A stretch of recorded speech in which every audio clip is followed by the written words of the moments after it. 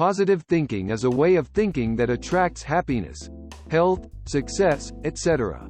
by catching things positively. So how can we become positive thinkers?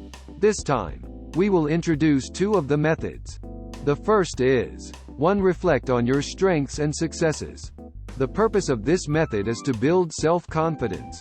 When you have confidence in yourself, you are more likely to develop positive feelings and actions.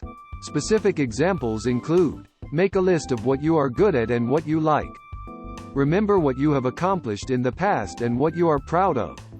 Record when you are praised or thanked. Doing these things will help you recognize your worth and strengths. Also, remember your emotions as you reflect on your strengths and successes. For example, I was very happy at this time. This time I believed in myself and did my best.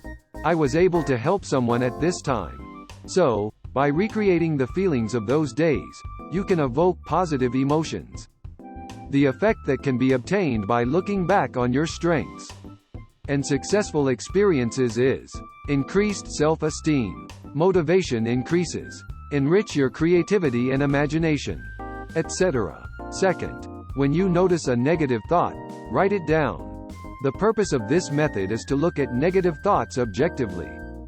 Negative thoughts often recur in our minds, unconsciously, influencing our reality and behavior. However, negative thoughts are not always true.